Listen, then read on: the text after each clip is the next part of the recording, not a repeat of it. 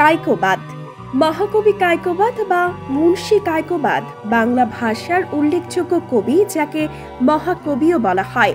তার প্রকৃত নাম কাজেম আল কোরাইশি। মীর মোশাররফ, কায়কোবাদ, মোজাম্মেল হকের মধ্যে কায়কোবাদী হচ্ছেন সর্বতোভাবে একজন কবি। কাব্যের আদর্শ ও প্রেরণা তার মধ্যেই লীলাময় হয়ে ওঠে। সেজন্য এই কথা বেশ জোরের সঙ্গে বলা যায় যে কবি কায়কোবাদী হচ্ছেন আধুনিক বাংলা সাহিত্যের প্রথম মুসলিম কবি। তিনি বাঙালি মুসলিম কবিদের মধ্যে প্রথম সনেট রচয়িতা। কায়কোবাদ 1857 সালের 25শে ফেব্রুয়ারি বর্তমানে বাংলাদেশের ঢাকা জেলার নবাবগঞ্জ থানার অধীনে আগলা পূর্বপাড়া গ্রামে জন্মগ্রহণ করেন।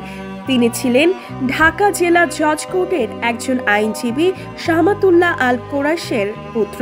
কায়কোবাদ সেন্ট গ্রেগরি স্কুলে অধ্যয়ন করেন।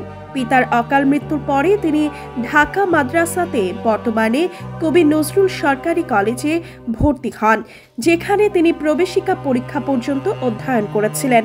উপরন্তু তিনি পরীক্ষা দেননি।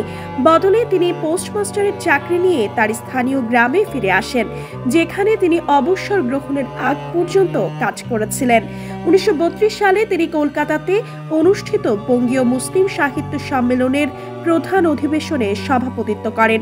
তিনি আধুনিক বাংলা সাহিত্যের প্রথম মুসলিম কবি।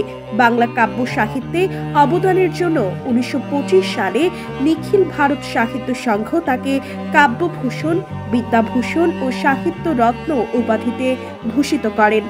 1951 সালের 21 জুলাই কায়কোবাদ ঢাকায় মৃত্যুবরণ করেন। ঢাকার আজিমপুর কবরস্থানে তাকে সমাহিত করা হয়।